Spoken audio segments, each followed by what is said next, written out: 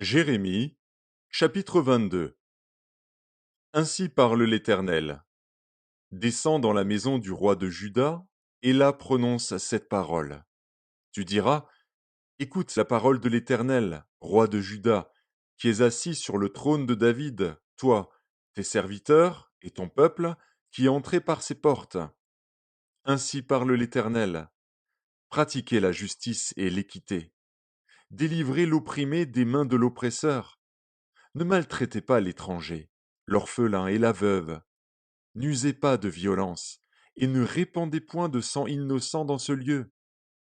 Car si vous agissez selon cette parole, les rois assis sur le trône de David entreront par les portes de cette maison, montés sur des chars et sur des chevaux, eux, leurs serviteurs et leur peuple.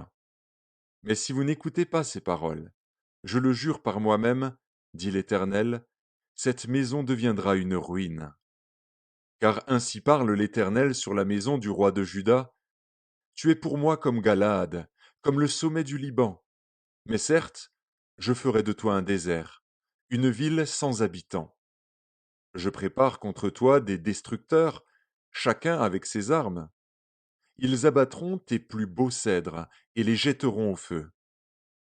Des nations nombreuses passeront près de cette ville, et elles se diront l'une à l'autre, pourquoi l'Éternel a-t-il ainsi traité cette grande ville?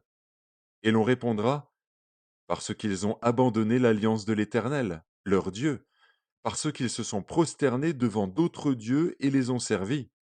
Ne pleurez point celui qui est mort, et ne vous lamentez pas sur lui. Pleurez, pleurez celui qui s'en va, car il ne reviendra plus, il ne reverra plus le pays de sa naissance.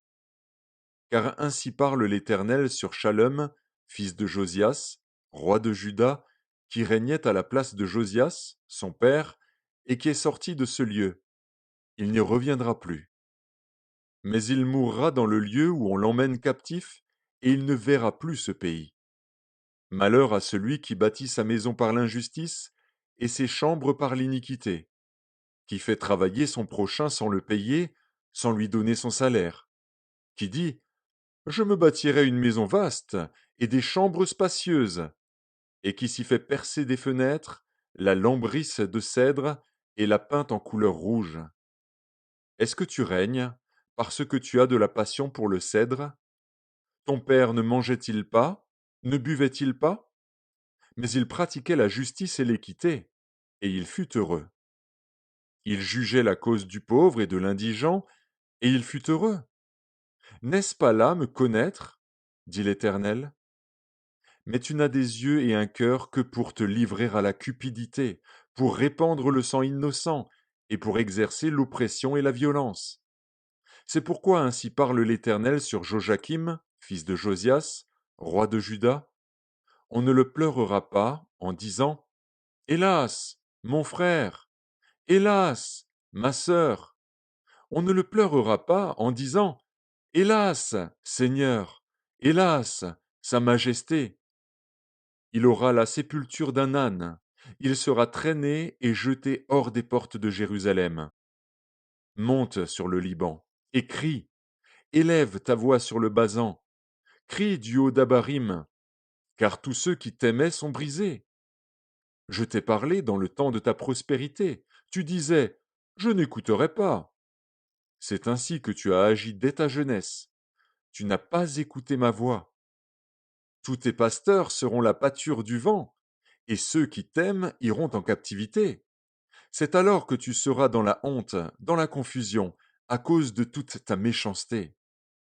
Toi qui habites sur le Liban, qui as ton nid dans les cèdres, combien tu gémiras quand les douleurs t'atteindront, douleurs semblables à celles d'une femme en travail. Je suis vivant, dit l'Éternel, quand Jéconia, fils de Joachim, roi de Juda, serait un anneau à ma main droite, je t'arracherai de là. Je te livrerai entre les mains de ceux qui en veulent à ta vie, entre les mains de ceux devant qui tu trembles, entre les mains de Nebuchadnezzar, roi de Babylone, entre les mains des Chaldéens. Je te jetterai, toi et ta mère qui t'a enfanté, dans un autre pays où vous n'êtes pas nés, et là vous mourrez. Mais dans le pays où ils auront le désir de retourner, ils ne retourneront pas. Est-il donc un vase méprisé, brisé, ce Jéconia? Est-il un objet auquel on n'attache aucun prix? Pourquoi sont-ils jetés, lui et sa postérité, lancés dans un pays qu'ils ne connaissent pas?